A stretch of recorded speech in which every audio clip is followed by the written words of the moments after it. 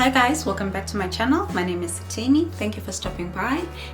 If you like the content that you see on this channel, please feel free to subscribe, to like, to share, and to leave a comment. As you have guessed from the title of this video, we are going to be talking about property investment, how to get you on the property ladder. It is never too early or too late to get on the property ladder. You can start as early as 23 or even earlier than that, and you can even start later in your age at 60 if you didn't get the opportunity to do so when you were younger. So no matter what your age, this video is for you if you have an interest in investing in property. So first of all, how you can buy your investment property, the options that you have out there. Depending on the country that you're in, you can get a bond or a mortgage to buy your property. This basically means that you raise a deposit and then you get the bank to finance the rest of the purchase price. The only downside that you will find with this is that because it's most probably your second property, because it is an investment property, they will require a larger deposit than when you're buying your first property. Usually with the first property, banks often require about 10% deposit. This may vary country to country, but when you want to purchase a second property, they might require 20% deposit because the risk is higher now of you not being able to fulfill your mortgage. So the bank might need a much more deposit for you to purchase. Might be different in another country, but in most countries that is the case. Once you have raised your deposit, you will go to the bank with your bank statements and any other documents that they require, and if they approve you, you will look for a property, and if the bank is happy with the property, then you put your deposit down and start the process of buying a house.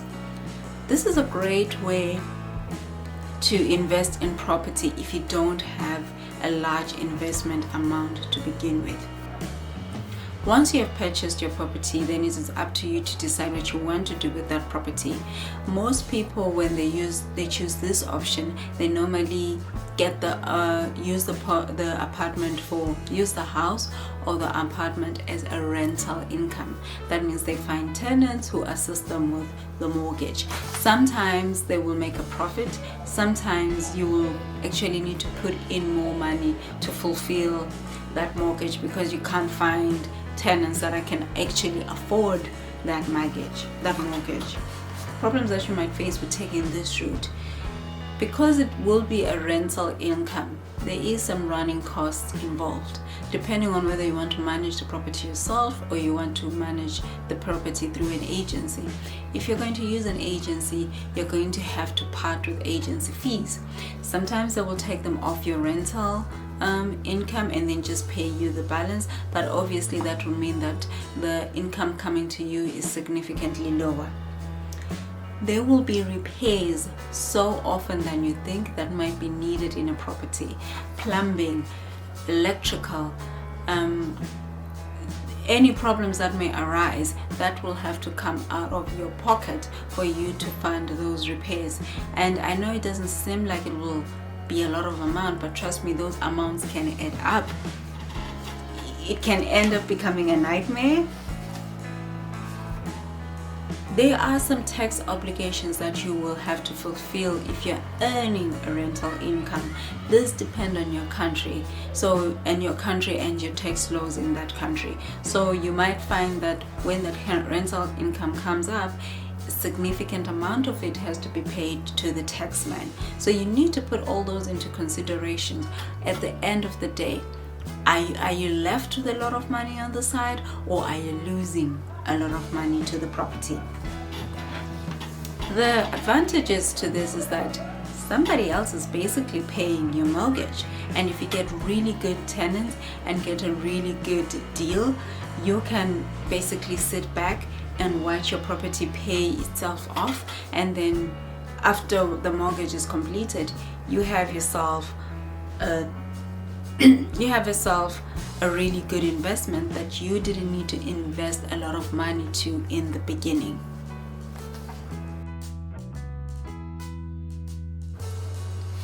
The second way you can invest in in property is if you buy your property cash. Ching, ching, ching.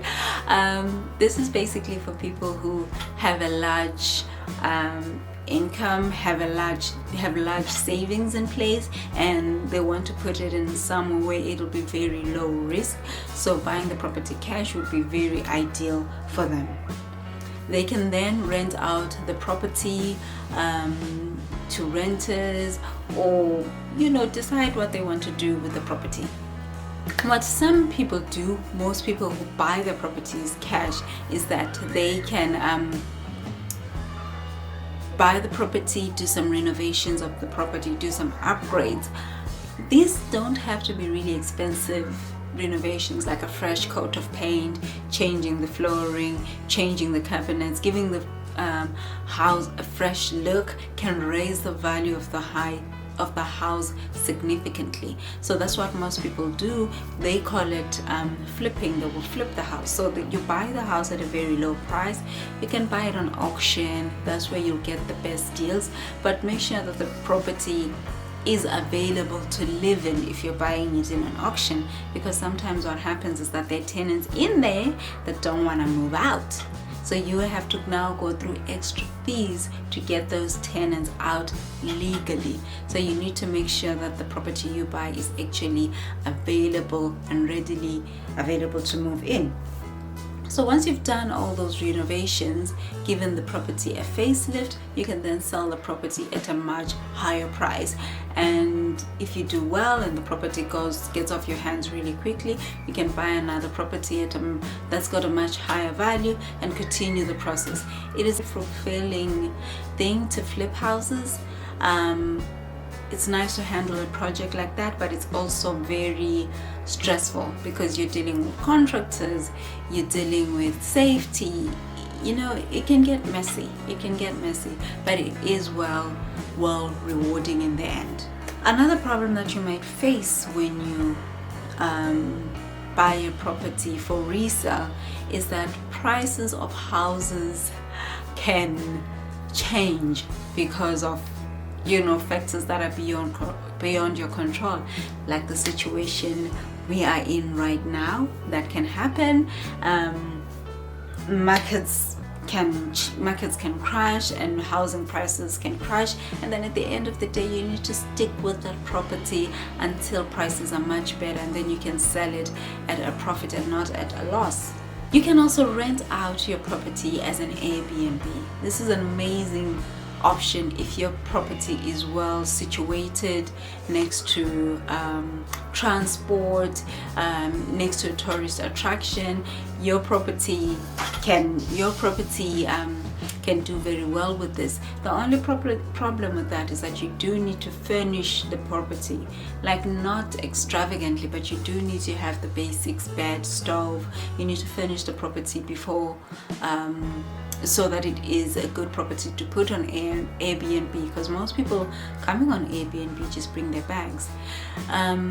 Only downside to this is that with Airbnbs, it's not always busy all the time. There will be seasons where it'll be very busy and literally have people coming in and out back to back, and then sometimes you don't even have anyone coming into your property for months. But it is a great way of making income out of your investment property.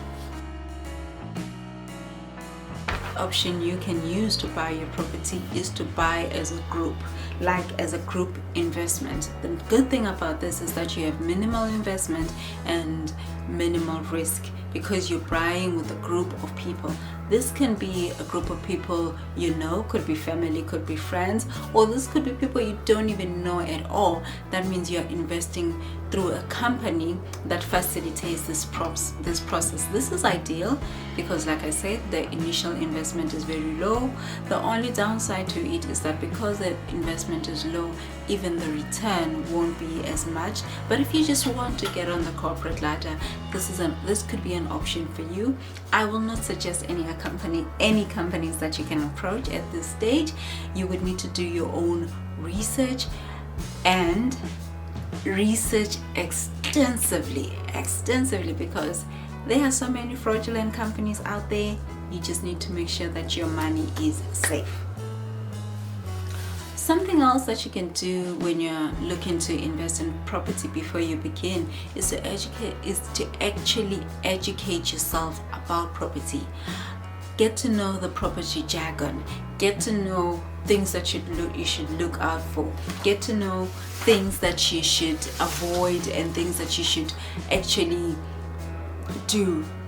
Get to understand and get a better eye of a property, of knowing that this is a good property. Look into details, and you can only learn these things through reading from people who previously invested in property, who already are in the game and know that what they're talking about.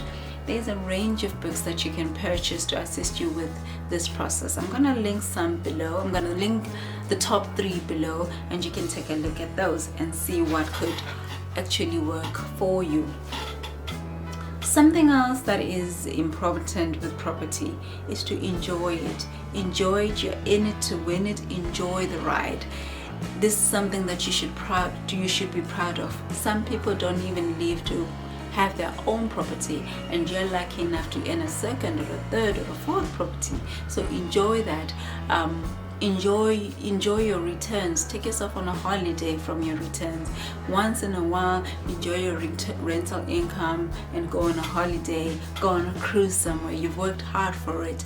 Let your money work for you. And that is it, guys, with my property investment video. If you have any questions for me, you can leave them down below in the comment section, and I will answer them as best as I can. If I don't know, I will tell you that, look, this is not my area of expertise. This is the person that you can speak to. So that is it for today's video, guys, and I will see you in the next one. Bye bye.